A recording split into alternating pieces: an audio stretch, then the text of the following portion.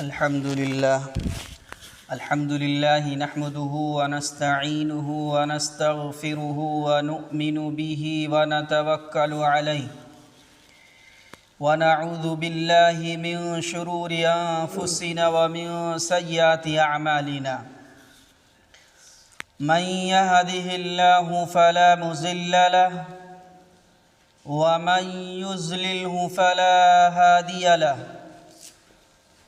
ونشهد أن لا إله إلا الله وحده لا شريك له ونشهد أن محمدًا عبده ورسوله أما بعد فأعوذ بالله من الشيطان الرجيم بسم الله الرحمن الرحيم يا أيها الذين آمنوا كتب عليكم الصيام كما كتب على الذين من قبلكم لعلكم تتقون صدق اللہ العظیم۔ میرے محترم بزرگوں اور دوستو اور ہمارے دینی ایمانی بھائیوں، اللہ تبارک و تعالی نے اپنے بندوں کی رہنمائی کے لیے، اپنے بندوں کی مغفرت کے لیے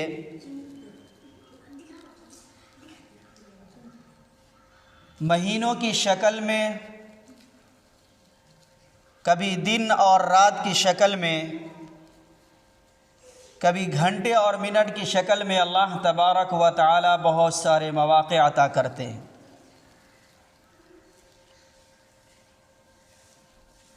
کہ جس ساعت اور جس گھڑی کا بندہ اس سے فائدہ اٹھا کر اپنے گناہوں کی معافی منگواتا ہے، اپنے گناہوں کی بخشش کرواتا ہے، انہی ساعت اور انہی گھڑی میں سے یہ ایک رمضان المبارک کا مہینہ ہے۔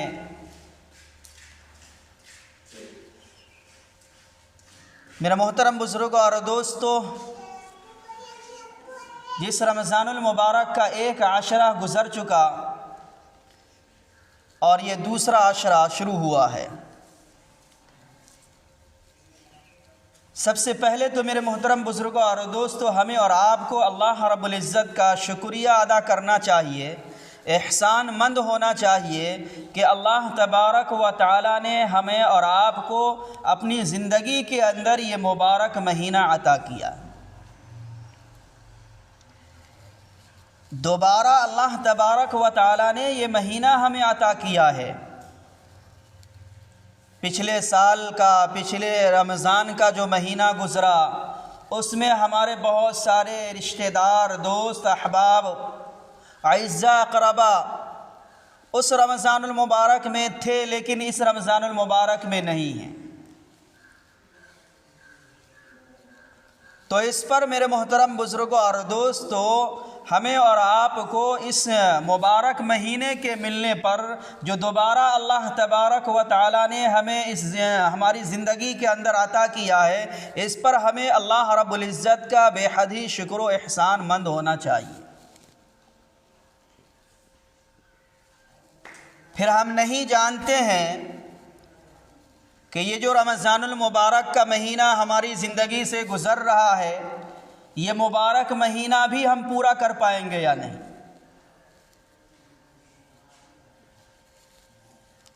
اس کو کوئی نہیں جان رہا ہے کہ یہ مبارک مہینہ جو ہمارے اور آپ کی زندگی کے اندر دوبارہ آیا ہے، ہم اسے پورا کر پائیں گے یا نہیں۔ سوائے اللہ رب العزت کے کوئی انسان دنیا کا نہیں جانتا ہے،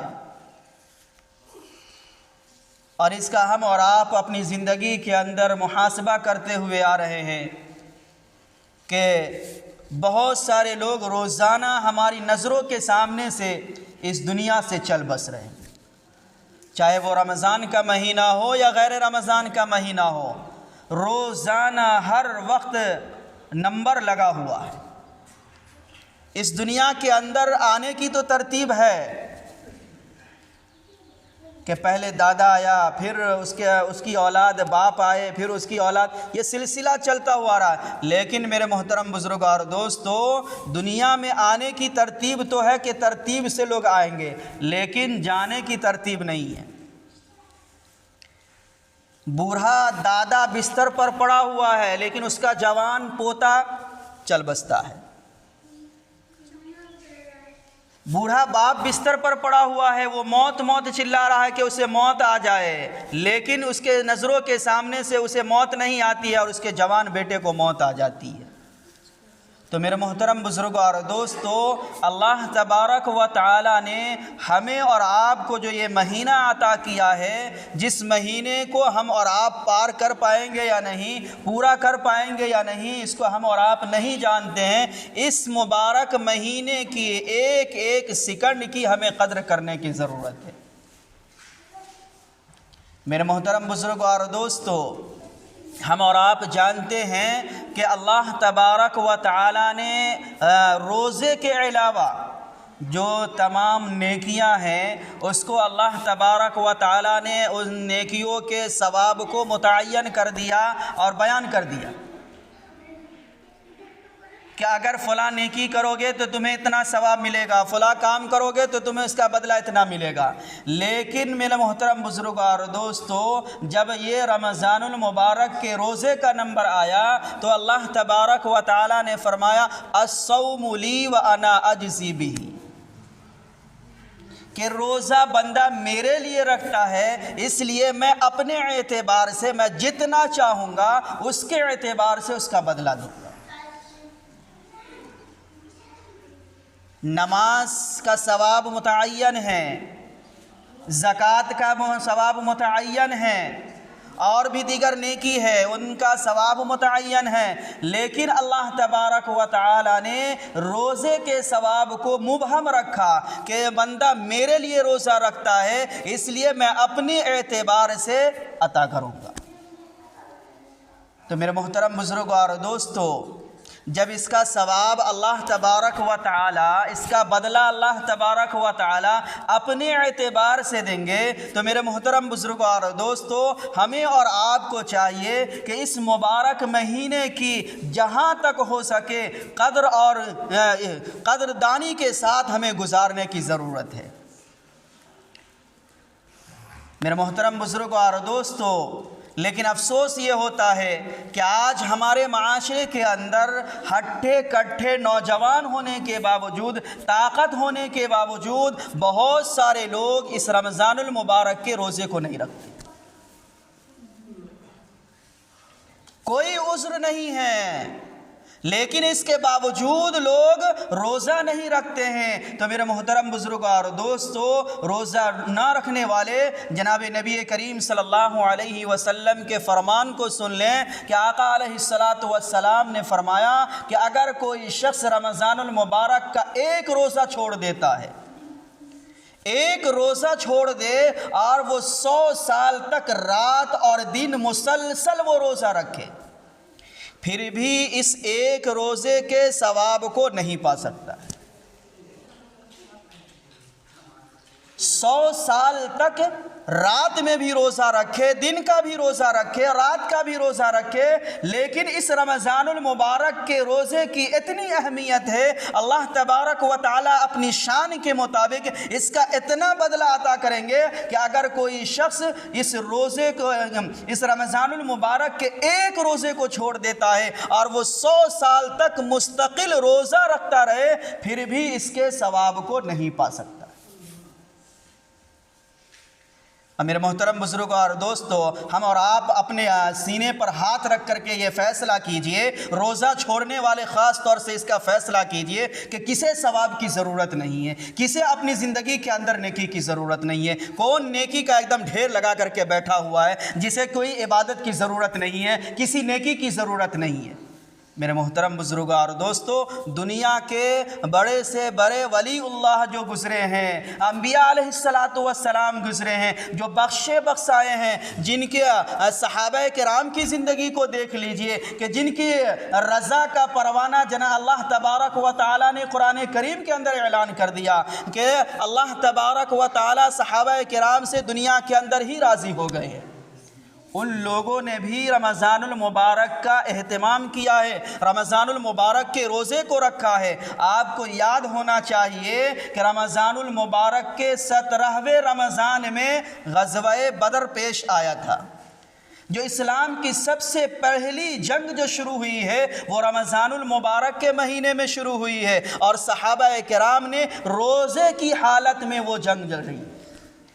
آج ہمارے معاشرے کے اندر تھوڑا سا کوئی معاملہ پیش آتا ہے، آج ہمارے معاشرے کا نوجوان جو مزدوری کرتا ہے وہ مزدوری کا بہانہ کرتا ہے کہ ہم مزدوری نہیں کریں گے تو پھر ہمارے پیٹ کی پوجا کیسے ہوگی۔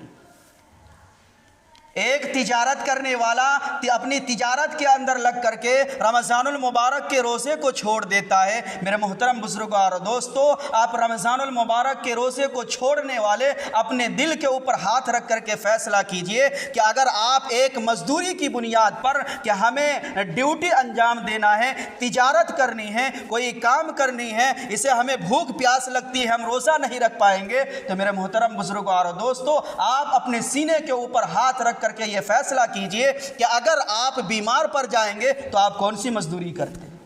آپ کی صحت ختم ہو جاتی ہے تو آپ کون سی مزدوری کرتے ہیں۔ تو میرے محترم بزرگوں اور دوستو، بیمار پڑنے کی بنیاد پر ہم مزدوری نہیں کرتے ہیں، لیکن اللہ تبارک و تعالیٰ نے ہمیں 11 مہینے کھلی آزادی دی کہ خوب کھاؤ خوب پیو، لیکن میرے محترم بزرگوں اور دوستو، 11 مہینے میں صرف ایک مہینہ رمضان المبارک کا، اس میں بھی صرف دن کا روزہ رکھنا ہے، رات کا نہیں۔ رات کو پھر آپ کی پوری کھلی اجازت ہے کہ آپ خوب کھائیں خوب پیئے، لیکن اس کے باوجود بھی اگر ہم صرف تھوڑی سی مجبوری کی بنیاد کے اوپر اگر ہم روزہ نہیں رکھتے ہیں تو میرے محترم بزرگوں اور دوستو، ہم اپنی دنیا کو بھی تباہ کر رہے ہیں اور آخرت تو ہماری تباہ ہو ہی رہی ہے۔ اس لیے میرے محترم بزرگوں اور دوستو، روایت کے اندر آتا ہے کہ جب قیامت قائم ہوگی، قیامت کی ہولناکی کا منظر ہوگا کہ جس قیامت کا دن 50,000 سال لمبا ہوگا، کہ اس کے اندر ہر انسان اپنے اعمال کے اعتبار سے پریشانی کے عالم میں ہوں گے، کوئی کسی کا پرسان حال نہ ہوگا۔ روایت کے اندر لکھا ہے کہ اس میں ایک شخص ایسا ہوگا کہ جس کی زبان قیامت کی ہولناکی کی گرمی کی بنیاد پر اتنی لمبی ہو جائے گی کہ اس زبان کے اوپر 18 لوگ سوار ہو سکتے ہیں۔ اس قیامت کے دن اس کی زبان اتنی لمبی ہوگی کہ اس زبان کے اوپر 18 لوگ کھڑے ہو سکتے ہیں۔ اس ہولناکی سے بچنا ہے، اس بھیانک ایام سے بچنا ہے، اس بھیانک کردار سے اگر ہمیں بچنا ہے تو میرے محترم بزرگوں اور دوستو، اگر روایت کے اندر لکھا ہے کہ اللہ تبارک و تعالیٰ نے یہ مبارک مہینہ رمضان المبارک کا مہینہ عطا کیا ہے، اس مبارک مہینے کے اندر ہمیں روزہ رکھا ہے، اہتمام کرنا ہو۔ میرے محترم بزرگوں اور دوستو، اس قیامت کے ہولناکی کے اندر جہاں ہر انسان پریشان حال ہوگا، کوئی کسی کا پرسان حال نہ ہوگا، سب انسان اپنی کے اندر پڑا ہوگا، نہ بیٹا باپ کے کام آئے گا، نہ باپ بیٹے کے کام آئے گا۔ اس دنیا کے اندر محبت کرنے والے شوہر اپنی بیوی کے کام نہیں آئیں گے، اور اس دنیا کے اندر محبت کرنے والی بیوی اپنے شوہر کے کام نہیں آئے گی۔ اس ہولناکی منظر کے اندر کہ ہر انسان کو اپنی پری ہوگی کہ ہمارا کیا حال ہوگا، اس میرے محترم بزرگوں اور دوستو، اس پریشانی کے عالم میں اس روزے دار کو اللہ تبارک و تعالی اپنے عرش کے اوپر مہمانی کرائیں گے۔ اللہ رب العزت اپنے اس روزے دار کو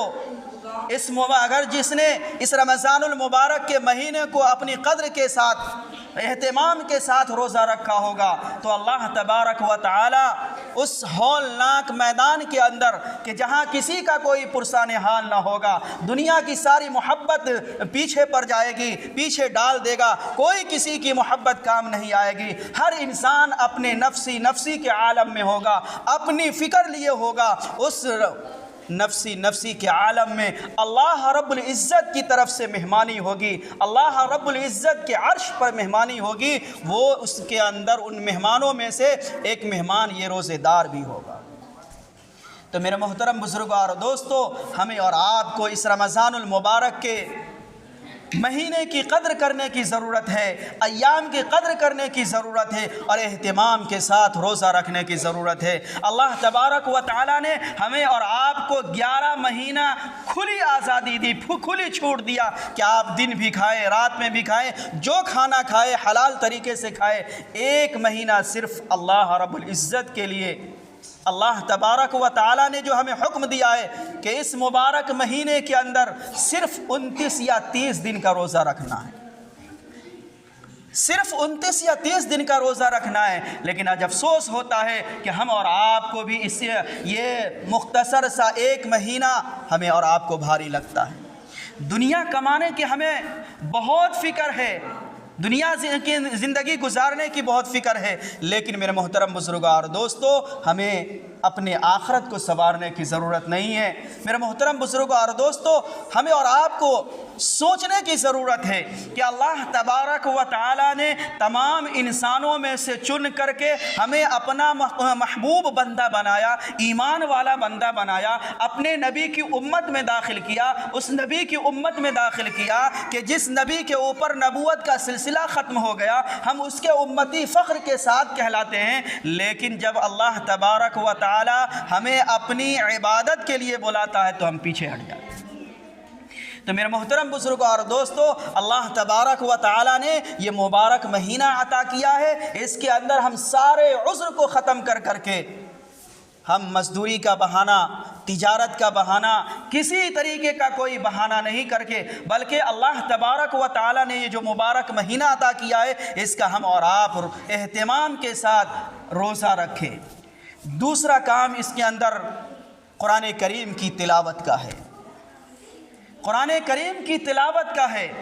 ویسے تو قرآن کریم کی تلاوت پورے سال ہونی چاہیے، لیکن یہ مبارک مہینہ کہ جس کے اندر اللہ تبارک و تعالیٰ کی رحمتیں، برکتیں موسلا دھار بارش کی طریقے سے برستا ہے، اس کے اندر ہمیں اور آپ کو اپنی مقدار کے اندر، اگر ہم پورے سال روزانہ ایک ایک پارہ پڑھتے ہوئے آ رہے تھے تو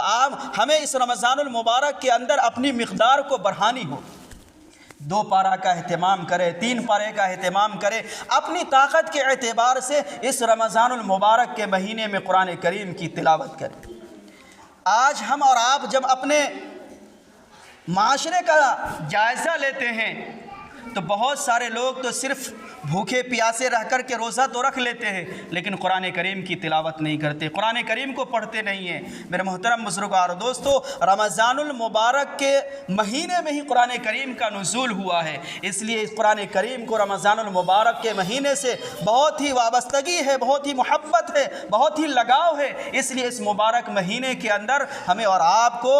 قرآن کریم کی تلاوت کرنی چاہیے۔ ہم اور آپ جانتے ہیں کہ اگر کوئی شخص قرآن کریم کی تلاوت کرتا ہے تو اس سے ہر حرف پر اس کے 10 نیکیاں ملتی ہیں۔ اور آپ جانتے ہیں کہ جب یہ رمضان المبارک کا مہینہ آتا ہے تو اللہ تبارک و تعالی ایک فرض کے ثواب کو 70 فرضوں کے برابر کر دیتا ہے، اور نوافل کے ثواب کو 1 فرض کے برابر کر دیتا ہے۔ تو میرے محترم بزرگوں اور دوستو، ہم جتنے نوافل پڑھیں گے، جتنے قرآن کریم کی تلاوت پڑھیں گے، اس کے اعتبار سے ہماری نیکیاں بڑھتی چلی جائیں گی۔ یہ مبارک مہینہ ہے، جس طریقے سے ہم اور آپ سال کے اندر موسم بہار آتا ہے، درخت ہرا بھرا ہوتا ہے، پھلدار ہوتا ہے، کسانوں کے دلوں کے اندر خوشگواری ہوتی ہے کہ یہ موسم بہار آیا ہے، اسی طریقے سے میرے محترم بزرگوں اور دوستوں، تو جب موسم بہار آتا ہے تو کسان مزدور اپنی اس کے اندر کتنی محنت کرتا ہے کہ ہمیں زیادہ سے زیادہ پیداوار حاصل ہو جائے، زیادہ سے زیادہ ہمیں پھل مل جائے کہ ہم پورے سال اس کو اکٹھا کر کے کھاتے رہیں۔ تو میرے محترم بزرگوں اور دوستو، اسی طریقے سے اللہ تبارک و تعالیٰ نے یہ مبارک مہینہ ہمیں اور آپ کو نیکیوں کا موسم بہار عطا کیا کہ اس کے اندر ہم اور آپ اپنی زندگی کے پورے ایک سال کے جو بھی گناہ ہم نے کیا جان بوجھ کر کے نہ انجانے میں، تمام گناہوں کی معافی اللہ تبارک و تعالیٰ سے کروا لے۔ میرے محترم بزرگوں اور دوستو، اس مبارک مہینے کے اندر آخری رات میں اللہ تبارک و تعالیٰ ہمیں بہت سنہرا موقع عطا کرتا ہے۔ ہم اور آپ سحری کے لیے جاگتے ہیں، سحری کرتے ہیں۔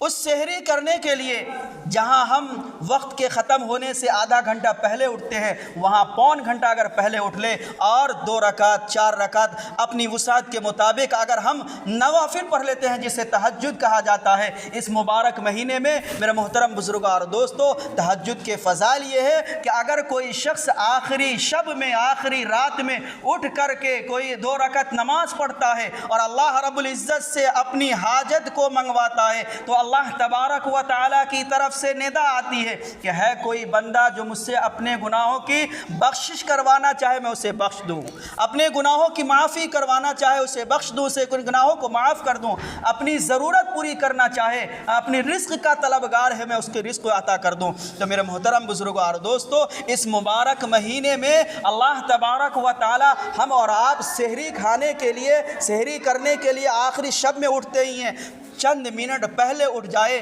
اور اپنی وضو کر کے اپنی وسعت کے مطابق 2 رکعت 4 رکعت جتنا ہو سکے آپ اس کا اہتمام کیجئے، اور اس کے ساتھ ساتھ نوافل پڑھنے کے بعد اللہ رب العزت کے سامنے ہاتھ پھیلائیے